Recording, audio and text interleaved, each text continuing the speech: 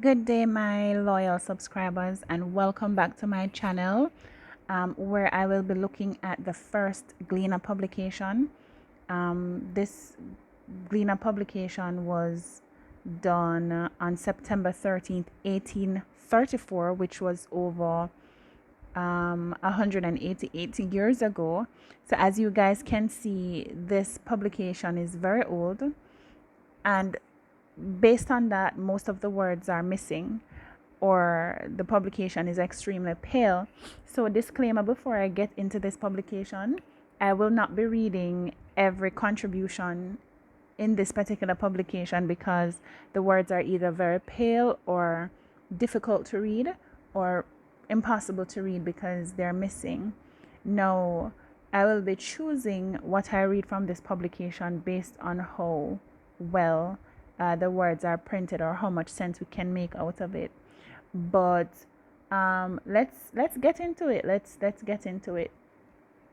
So we are looking where the Gleaner is basically saying that a publication will be printed every Saturday evening on a double sheet of paper, a weekly paper to be called the Kingston Gleaner and Weekly Compendium of News, which will be found to contain every circumstance of importance that may occur during the week, much original matter with choice selections from European and American publications of merit, thus forming a paper of which has been much felt in Jamaica, combining general information with literary selection at a very low price.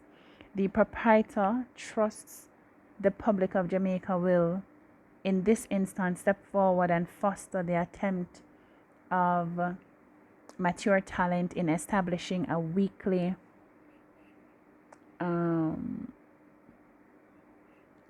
paper at a very low price, and pledges himself to use his utmost,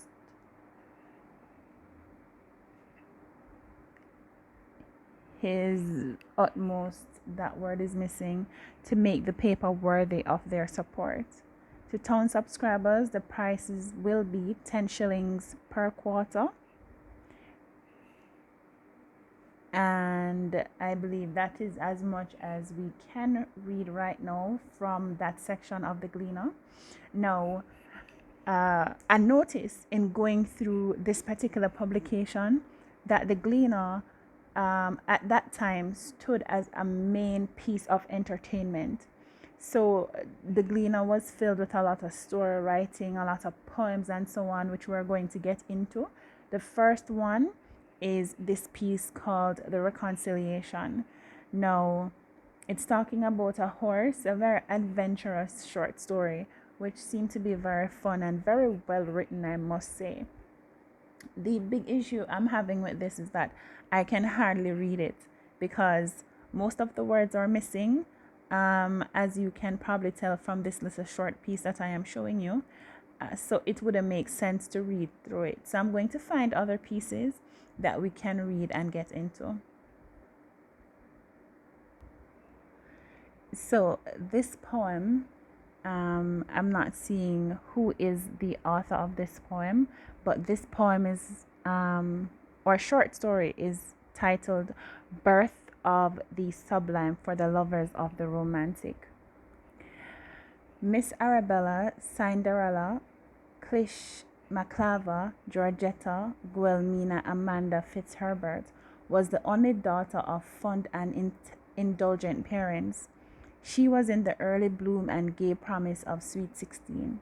She was beautiful beyond the rest of her sex, beyond all parallel of earthly fiction.